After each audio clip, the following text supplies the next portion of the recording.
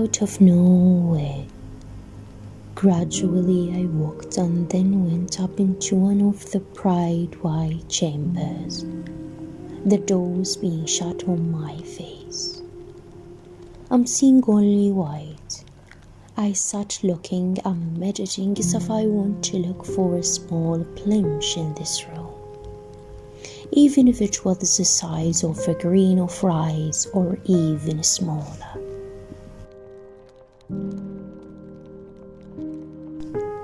With the passage of time, and while I was meditating, the white color surrounded me, just like a recently born baby who has no sin or action.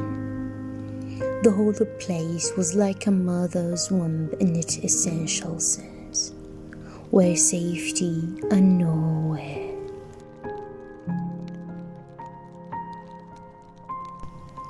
From one of those white corners, the color suddenly flooded to blue, and then spread to other corners and filled the walls of the room. My ears seek that voice, the sound of laughter and some expression of happiness. You will live in love and safety. I'm your father, my little one, and this is your mother. You will be a prince in our home. You are welcome. Why are you crying? Let me have you between my arms, babe. Why is he crying? The baby child has come into this big world where life is always joyful to me. Suddenly, all these sounds and hums were gone. I was hearing nothing. I had uneasy feelings. My heart has suffused with weariness, so has my soul too. The predicament is going to end, as I hoped. A very beautiful bouquet of flowers came out through one of the corners. Its details was amazing as the diamond gem.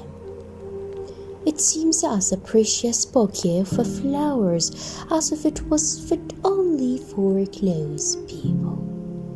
But it lasted for only 5 minutes and then faded away.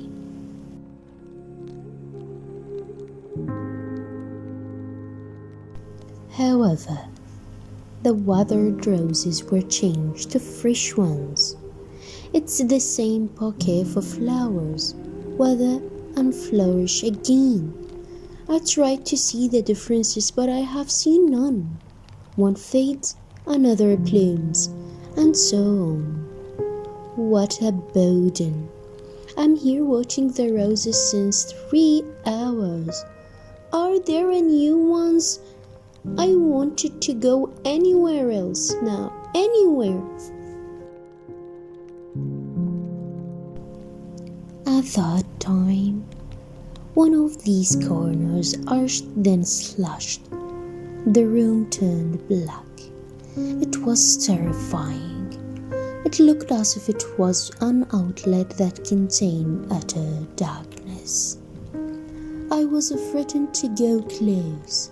I held my spot, as if it was waiting for my legs to move.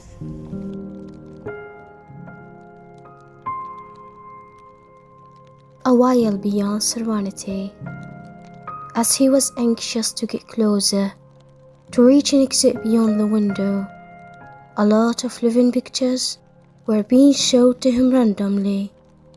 A while after all pictures were back to where they were. After some time, each picture took its place. His eyes saw in those many little children in scanty clothes that are almost Russian from the severity of the mantle that contained them. They were holding into the hands of men and women passing by to buy those roses from them. Thus they remained for a day and wither, and no one buys them. His eyes turned to the absent little boy, present on the city roads, and selling cigarette, and all men passing by ask him, "Where are your parents, little prince?" His eyes turned to a man with good features and an angelic face, who worked in a restaurant. His bowed legs could barely carry him, but he had to work to help himself, and perhaps his poor mother, was he married or single? Perhaps for his children, people's trash was collected from the tables of this place, as if his feet were crying out in vain, reprimanding the mercy of people. Suddenly, those live images turned grey, just grey. I couldn't see people features very well to tell you other stories. People's feature disappeared with the trees of the city, as if they did not exist, and the eyes of the rich did not see them.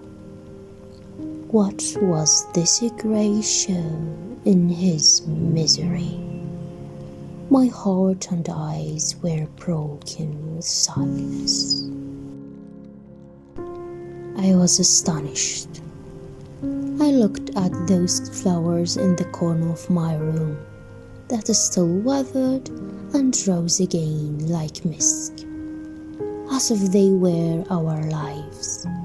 We were the rich, as everything went to us had a return station. Nothing was miserable to the extent that we were bored of everything beautiful we had, while many bought it at a lower price. Perhaps getting the spot of this room cost them a lot. The room I inhabited represented my rosy life, a flame of boredom for me. I wanted to grab those walls and more than more rooms, to grab my burden, more roses. While they flirted with comfort and tranquility, in the race following a certain style, to put each of them on the heads of the rich, tension and anxiety always contradicted each other, to give one over the other, to settle on the hearts of the poor. Hence came the struggle of the family army commanders to earn a living for the day of the future soldiers.